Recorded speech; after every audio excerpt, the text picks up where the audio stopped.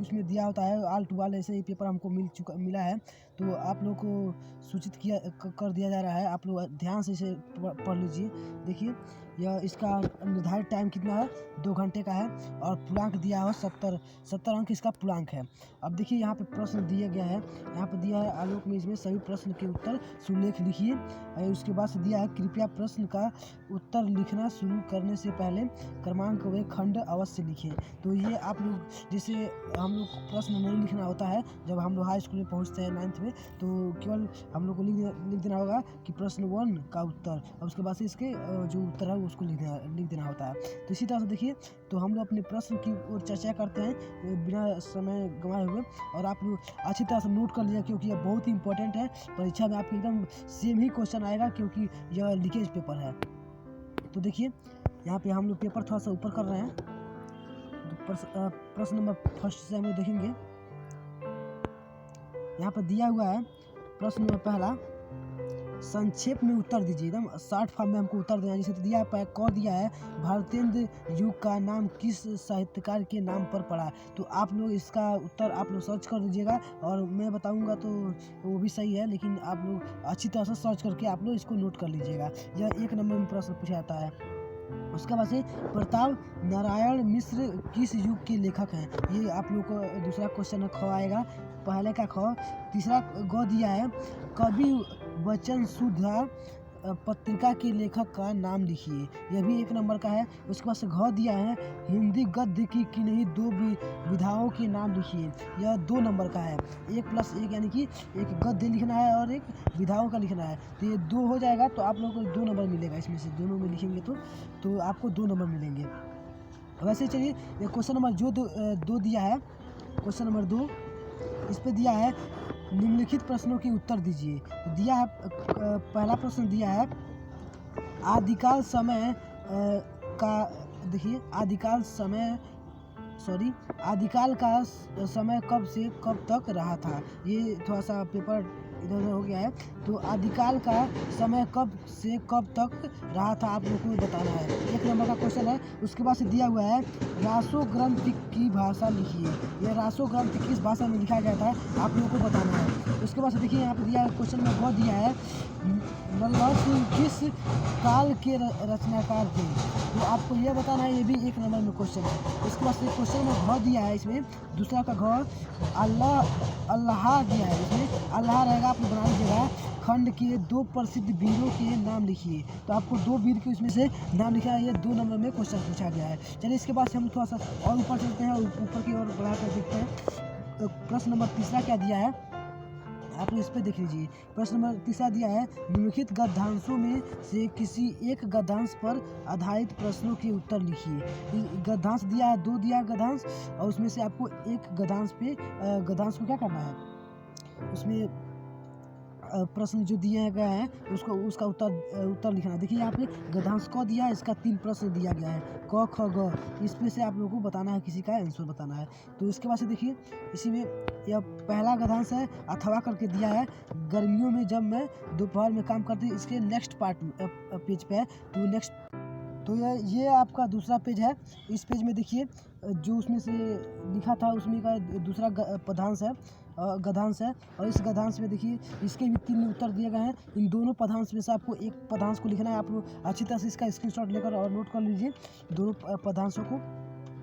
उसके बाद से इसमें देखिए प्रश्न पूछा गया था उपयुक्त गद्यांश का शीर्षक लिखिए पहले, और उसके बाद रेखांकित अंश की व्याख्या कीजिए। उसके बाद से इसी गद्यांश में से आपका ये प्रश्न बना हुआ है, इसको आप लोग लिख लीजिएगा। इसके बाद से नेक्स्ट देखते हैं, यहाँ पे दिया हुआ है नेक्स्ट में हम लोग का दिया है प्रश्न नंबर 4 देखते हैं। बहुत ही सिंपल पेपर बना हुआ है, आसान पेपर बना हुआ है। आप लोग चाहे तो इतना आप लोग चाहे तो इसको अच्छी तरह से सर्च करके और आप लोग 100 में 70 अंक ले आ सकते हैं, क्योंकि अब इसका पूर्णांक 70 नंबर का है। देखिए यहाँ पे दिया हुआ है प्रश्न नंबर 4 निम्नलिखित पदांश की संदर्भ सहित व्याख्या कीजिए। यह पदांश दिया गया है और इसमें क्या करना है, संदर्भ सहित व्याख्या करना है। यहाँ पे देखिए 2 + 4 + 2 दिया है, यानी कि 8 नंबर का यह है। इसमें क्या करना है, जैसे 2 नंबर में आपका आएगा, अगर संदर्भ आप लिखते हैं तो आपका 2 नंबर में होगा। अगर मतलब व्याख्या करते हैं अच्छी तरह से तो 4 नंबर आपको मिलेगा। और उसके बाद से इसमें दिया है काव्य संदर्भ भी स्पष्ट कीजिए। तो इसमें आपको 2 नंबर मिलेंगे।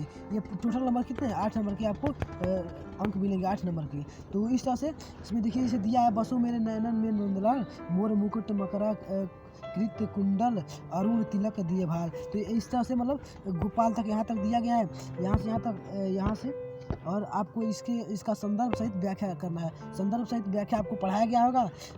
संदर्भ में आपको लिखना पड़ता है कि यह किस पाठ का है और इसके रचयिता कौन है, उनके बारे में थोड़ा सा लिखना है। जैसे लिख देंगे आप लोग कि प्रस्तुत पदांश हमारे हिंदी पाठ्य पुस्तक के मीराबाई नामक पाठ से लिया गया है और इसके बारे में इसकी रचयिता मीराबाई है, ऐसे संदर्भ में लिख देंगे आप लोग। और उसके बाद से व्याख्या में इसके जिसके अर्थ निकाल के और पूरे अर्थ को लिख देंगे। उसके बाद से यहाँ पे दिया काव्य सौंदर्य भी आप भी स्पष्ट कीजिए, तो इसमें भी आपको 2 मार्क्स मिलेंगे।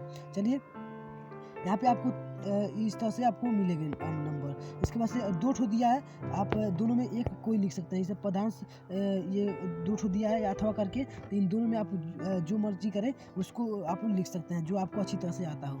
उसके बाद देखिए प्रश्न नंबर 5वें पे हम लोग चर्चा करते हैं। प्रश्न नंबर 5वां क्या दिया हुआ है कि संदर्भ सहित हिंदी में अनुवाद कीजिए। यह हिंदी में हमको अनुवाद करना है, यह संस्कृत में दिया हुआ है, इसको हम लोग हिंदी में अनुवाद करेंगे। यह 1+4 नंबर का है, तो इसमें आप लोगों को संदर्भ सहित व्याख्या अच्छी तरह से करना है। उसके बाद से देखिए हमारा प्रश्न नंबर 6 है, 6वां है, सिद्ध कीजिए कि पन्नाधाय के चरित्र में माँ की ममता, राज भक्ति और आत्म त्याग की भावना है।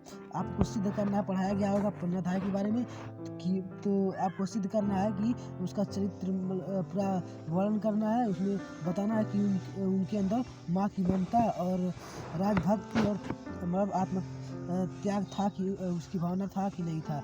तो आप लोग ये लिख सकते हैं। अगर ये आप लोगों को नहीं आएगा तो यहाँ पे दीप दान दिया है, यहाँ पे दीप दान एकांकी के आधार पर बनवीर का चरित्र वर्णन करना है। तो इन दोनों में से आप कोई भी एक लिख सकते हैं, उस पर आपको 3 मार्क्स मिलेंगे, 3 मार्क्स मिलेंगे। इसके बाद देखिए प्रश्न नंबर 7वां दिया है, जो दिया है निम्नलिखित में से किसी एक लेखक का संक्षिप्त जीवन परिचय लिखिए दीजिए। तो आपको इसमें से किसी एक का जीवन परिचय लिखना है। जैसे प्रेमचंद का है तो इनका जीवन परिचय लिख दीजिए, इनके रचना के नाम 2-4 ठो लिख दीजिए, तो ये आपका जीवन परिचय हो जाएगा, जो 3 मार्क्स का है। या हजारी प्रसाद द्विवेदी का लिख सकते हैं या महादेवी वर्मा का लिख सकते हैं। इन तीनों में से किसी जिसका मतलब याद है आप लोगों को वही लिख सकते हैं, या अब से याद कर सकते हैं। यह लीकेज पेपर है, आप लोगों को पहले से ही बताया गया है। उसके बाद से देखिए नेक्स्ट इसमें देखते हैं, यहाँ पे यह 7वां का क था, इसमें 3 मार्क्स थे। अब इसमें 7वां का ख देखिए दिया है। 7वां ख में दिया है निम्नलिखित में से किसी एक कवि का जीवन परिचय लिखिए।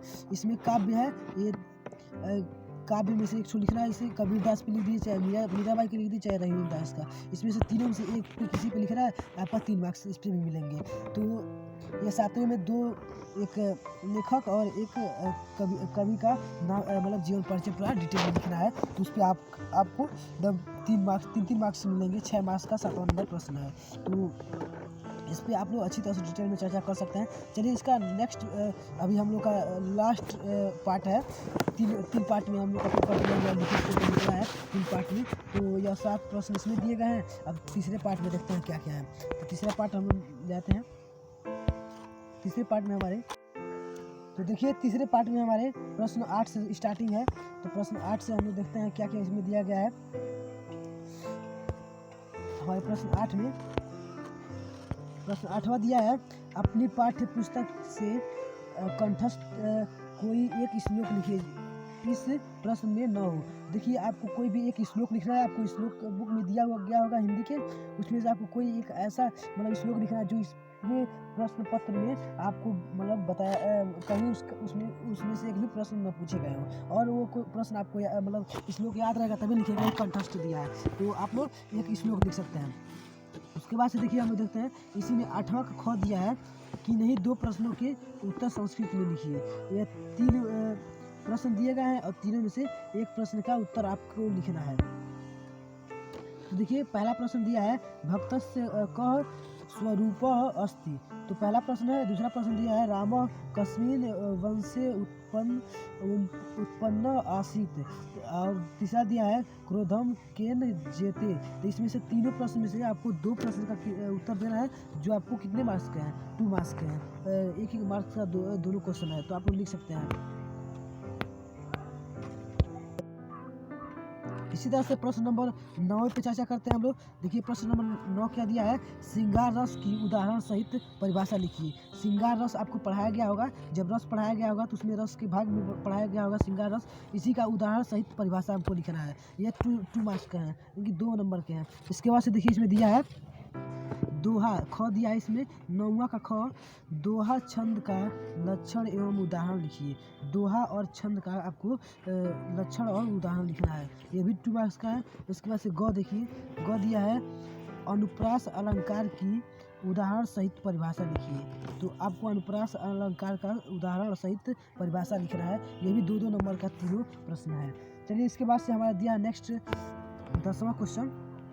यहाँ पे 10वां देखेंगे आप लोग, तो दिया है 10 वाला 10 का क, इसमें भी कई पार्ट में डिवाइडेड है। तो क दिया है निम्नलिखित शब्दों में से किन्हीं 2 शब्दों की वर्तनी शुद्ध कीजिए। तो यह पहला अशुद्ध दिया आय, दूसरा कवि, तीसरा नदियाँ, चौथा आशीर्वाद। ये चारों गलत लिखे गए हैं। इनमें से जो आपको एकदम अच्छी तरह से समझ आ रहा हो कि यह गलत है और क्या सही होंगे, तो आपको यह सही कर सकते हैं। जैसे कभी लिखा है तो कभी गलत लिखा है, कभी ऐसे होता है कभी। तो कभी आप लोग मात्रा इसमें जो इसमें बड़ी की मात्रा दी लिखी, छोटी की मात्रा होती है, बड़ी की मात्रा सॉरी, तो आप लोग इस पर देख सकते हैं। अब इसके बाद से दिया है नदियाँ दिया है, तो नदियाँ में भी इसमें भी गलती लिखा है, नदियों में भी यह गलत लिख दिया है, तो इसमें भी आप लोग सुधार कर सकते हैं। ये चारों प्रश्न गलती दिए हैं, गलत है, और आप लोग इसको सही कर सकते हैं। इसमें से आपको सब एक मार्क मिलेंगे 2 आपको शुद्ध करने पर। उसके बाद से ख देखिए दिया है कि नहीं 2 शब्दों के तत्सम शब्द लिखिए। यह तत्सम का मतलब होता है संस्कृत में जो शब्द लिखे गए हैं उनको, संस्कृत में जो बोले जाते हैं उन्हीं को तत्सम में लिखा जाता है। यहाँ पे देखिए आधा जैसे है तो आधा का अर्ध लिख दीजिए, या आप लोग उसको सर्च करके लिख सकते हैं। ऊँट है, किरण है और खेत है, इसका इसमें से 4 दिए गए हैं, इसमें से 2 आपको लिखना है। इसमें 2 आप लोग लिख देंगे तो आपको 1 मार्क्स मिलेंगे। उसके बाद से ग देखिए, ग दिया है कि नहीं 2 शब्दों के विलोम लिखिए। इसमें विलोम लिखा है, जैसे दुर्जन का पराजन हो जाता है, सम का विषम, और उन्नति का ये आप लिख देंगे, योग का अयोग्य। इसमें से किसी का भी 2 लिखना है, तो आपको 1 मार्क्स मिलेंगे। उसके बाद से देखिए दिया है घ 10 का घ दिया है कि नहीं 2 शब्दों के 2-2 पर्यायवाची शब्द लिखिए। इनमें से यह 10वां वाला प्रश्न है, इसमें पर्यायवाची शब्द लिखना है। इसमें देखिए पहला दिया है आँख, अतिथि, ईश्वर, घर। इसमें से किसी का लिख सकते हैं, जैसे घर का होता है घर, गृह, निकेतन, ये 2 हो गए। आँख, लोचन, विलोचन, नयन, ऐसे लिख सकते हैं लोग। तो यह सब क्या है, इसके पर्यायवाची हैं। तो कोई किसी इसमें से चारों से किसी का 2 का लिख सकते हैं, 2-2। इसमें 2 मार्क्स के हैं, 2 मार्क मिलेंगे आपको। उसके बाद देखिए अंग दिया है, अंग दिया कि नहीं 2 के समास विग्रह कीजिए। यह इसमें समास विग्रह करना है आपको। जैसे दिया है पहला यथाशक्ति, दूसरा दिया प्रतिदिन, और आजन्म, भरपेट। इसमें से किसी का मतलब 2 समास विग्रह कर देंगे आप लोग, तो आपको 2 मार्क्स मिलेंगे। उसके बाद से देखिए हमारा जो नेक्स्ट है क्वेश्चन नंबर 11 दिया है। इस क्वेश्चन नंबर 11 दिया है कि नहीं 2 मुहावरों का अर्थ लिखकर वाक्यों क्या दिया है, वाक्य प्रयोग कीजिए। तो इसमें से आपको 4 मुहावरा दिया गया, इसमें से किन्हीं 2 का लिखना है, तो आपको इस पे 2 मार्क्स मिलेंगे। तो इसमें देखिए पहला दिया है अकल का दुश्मन होना, दूसरा दिया है अपने पाँव पर कुल्हाड़ी मारना, एक पंथ 2 का काज दिया है। उसके बाद से ईद का चांद होना। इसमें से आपको संदर्भ करना, सबसे पहले इसका अर्थ लिखना है। जैसे ईद का चांद होना का मतलब क्या होता है, बहुत दिनों बाद दिखाई पड़ना। उसके बाद से यहाँ पर दे दिया है अपने पाँव पर कुल्हाड़ी मारना, तो इसका अर्थ होता है खुद का नुकसान करना। तो इसका यह अर्थ हो जाएगा। इसके बाद से आप लोग अपने वाक्य में कोई भी वाक्य बना सकते हैं। जैसे रमेश से ईद का चांद हो गया, मतलब बहुत दिन बाद दिखाई दिया, ऐसे आप लोग कुछ भी लिख सकते हैं। उसके बाद से यहाँ पे इसमें 11 का ख दिया है किन्हीं दो शब्दों का संधि विच्छेद कीजिए। इसमें संधि करना है आपको, विच्छेद करना है। जैसे दिया है उपेंद्र, उसके बाद से उपेंद्र दिया, उसका महेंद्र महधर इंद्र होता है, जैसे आप लोग इसको लिख सकते हैं। उसके बाद से तीसरा दिया है भाग्योदय, चौथा दिया है महर्षि। तो आप इसमें से सभी में से एक किसी को भी लिख सकते हैं। दो लिखना है आपको, दो का संधि विच्छेद करना है। उसके बाद दिया है ग, प्रश्न नंबर 11 का ग दिया है, किसी एक शब्द की भक्ति और वचन लिखिए। इसमें से विभक्ति लिया है, विभक्ति लिखना है आपको और वचन लिखना है। जैसे दिया है रामायण दिया है और हरय दिया है। तो आपको इन दोनों में से किसी एक का विभक्ति या वचन लिखना है। यह 2 मार्क्स के आपके मिलेंगे। इसी तरह से देखिए हमारा 11 का ग दिया है, ग देख लीजिए, घ देखिए, घ में दिया है गम अथवा क्री धातु के लिट लकार मध्यम पुरुष एक वचन का रूप लिखिए। आप लोग जब संस्कृत पढ़े होंगे, हिंदी में संस्कृत जो दिया आता है उसमें आप लोग को लिट लकार पढ़ाया गया होगा, मध्यम पुरुष पढ़ाया गया होगा। उसी में उसी में दिया गया होगा गम और क्री दिया होगा। तो इसी को आप लोग को क्या करना है, लिट लकार में मध्यम पुरुष लिखना है। तो ये आपके 2 मार्क्स मिलेंगे अगर लिख देंगे आप लोग तो। उसके बाद ड दिया है,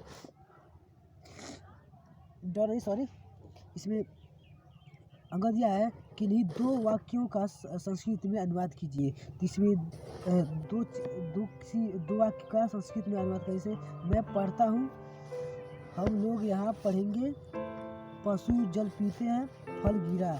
इसका अगर आप लोग को संस्कृत में अनुवाद करना आता है तो आप लोग संस्कृत में इसका अनुवाद कर सकते हैं। ये आपको 2 मार्क्स के हैं। 2 वाक्यों का अनुवाद करेंगे तो 2 मार्क्स का आपको मिलेंगे, फुल मार्क्स मिलेंगे। उसके बाद से देखिए यहाँ पे क्वेश्चन नंबर 12 दिया है। आज का लास्ट इसमें जो प्रश्न दिया गया है पेपर में वह दिया है क्वेश्चन नंबर 12 दिया, छात्रवृत्ति के लिए आपने प्रधानाचार्य जी को एक प्रार्थना पत्र लिखिए। तो छात्रवृत्ति के लिए अपने प्रधानाचार्य जी को एक प्रार्थना पत्र लिखना है और यह 3 मार्क्स का है। 3 नंबर आपको एकदम अच्छी तरह से मिलेगा। तो इस तरह से आपका आज का पेपर कंप्लीट हुआ। ये लिखित पेपर इसलिए इसको जल्दी बनाया गया है और आप लोग इसको बहुत ज़्यादा महत्व दीजिएगा, क्योंकि यह आपके एग्जाम में सीधे यही पूरे प्रश्न पूछे जाएंगे, ये डायरेक्ट आपके एग्जाम में आने वाले हैं प्रश्न। तो आप लोग इस पर ज़्यादा महत्व दीजिएगा। अगर इसी तरह से आपके 6 विषय जो है उन सारे विषय का अगर लीकेज पेपर आप लोग पढ़ना चाहते हैं तो आप लोग हमारे चैनल को सब्सक्राइब करके और आप लोग बेल आइकन जो इसके पास आएगा उसको प्रेस कर लीजिएगा। उससे आपको इसके नेक्स्ट पार्ट को जस्ट ही आपको प्रोवाइड करा दिया जाएगा। अगर आप लोग के पास लेट से वीडियो या पहुंचा है तो आप लोग क्या कीजिए, आप लोग मेरे चैनल पे जाकर उसके प्लेलिस्ट में आप लोग चेक कर लीजिए। इसका प्लेलिस्ट बना होगा तो उसमें आप लोग लीकेज पेपर से नाम से होगा या पेपर दिया होगा 9th पेपर, तो उसमें आप लोग देख सकते हैं। उसमें आपको यह सारी वीडियोज़ इसके मिलेंगे। तो इसी के साथ जय हिंद। और आप लोग अच्छी तरह से नेक्स्ट पार्ट को देखने के लिए सब्सक्राइब कर लीजिएगा जल्दी से। चलिए, जय हिंद।